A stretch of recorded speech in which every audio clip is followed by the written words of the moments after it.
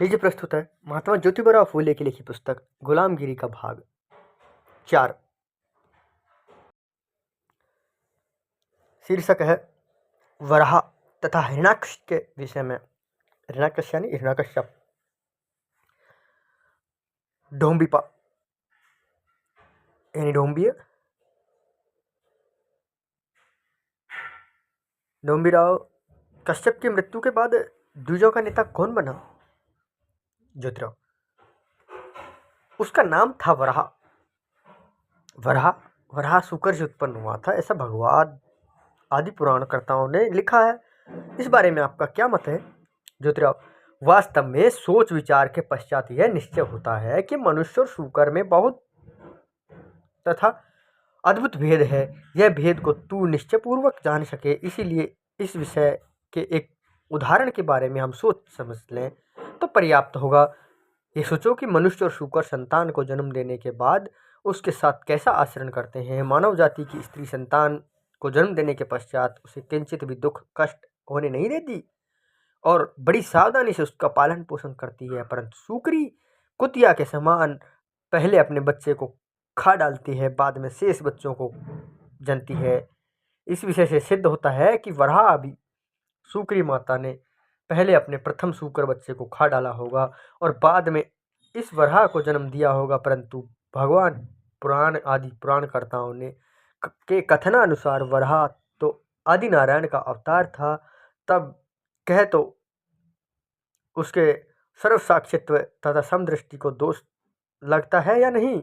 अवश्य लगता है, क्योंकि वराह आदि नारायण का अवतार था और जब उसकी जननी बड़े भाई को मारकर खा रही थी तो उसे इस विषय के बारे में पहले ही कुछ न कुछ रोकथाम करनी चाहिए थी या नहीं? अरे अरे अरे, पद्मा सूकरी वराह आदि नारायण की जननी थी ना, फिर उसने बाल हत्या क्यों कर की? वास्तव में बाल हत्या शब्द का अर्थ होता है बालक का वध करना, चाहे वह किसी भी बालक का वध क्यों न करे।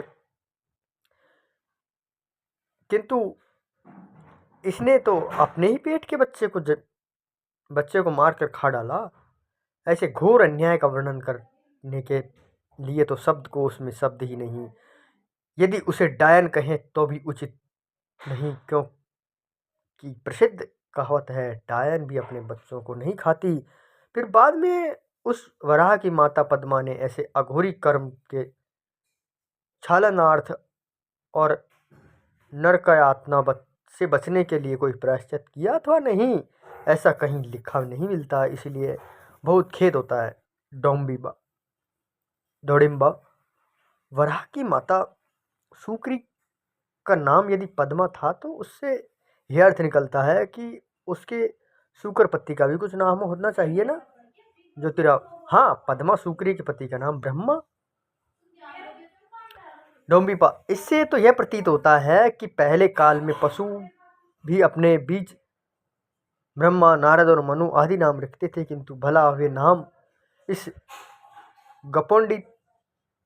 गपोंडिया ग्रंथकार को कैसे ज्ञात हुए होंगे? दूसरी बात यह है कि इसमें तो कोई संदेह नहीं कि पद्मा सूकरी ने वराह को बचपन में अपने स्तनों से दूध पिलाया होगा, किंतु बाद में कुछ बड़ा होने पर अपने पति ब्रह्मा सहित वराह को साथ लेकर वह गली गांव में गिरी फटी दीवारों दरारों में उगे हुए अति सुकोमल फूलों वाली झाड़ियों का चारा चरने आदित पद्मा सूकरी उस वराह को लगा दी अथवा नहीं, यह तो वराह आदि नारायण ही जाने।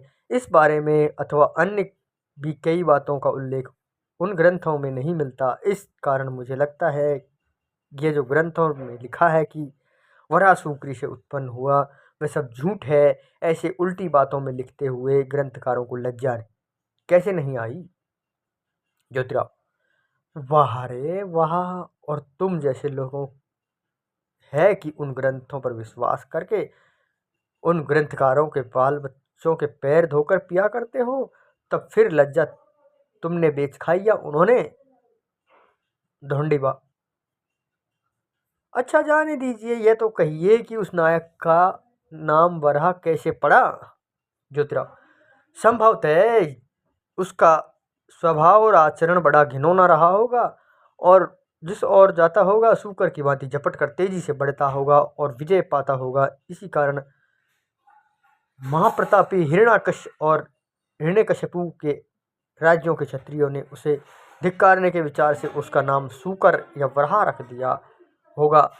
तब तो वह बहुत बौखलाया होगा और तिरस्कार से चिढ़कर उसने उन क्षत्रियों के प्रदेशों को बार बार आक्रमण किए, उन क्षेत्रवासियों जनों को अत्यंत पीड़ा देकर अंत में उसने एक युद्ध में हिरण्यकशिपु को मार डाला। इस घटना से सारी पृथ्वी यानी हिंदुस्तान में समस्त क्षेत्रपति पे धाक बैठ गई और वे सब कुछ हड़बड़ा से गए। इसे समय वराह का देहांत हो गया। अभी आप सुन रहे थे महात्मा ज्योतिराव फूले की लिखी पुस्तक गुलामगिरी का भाग 4।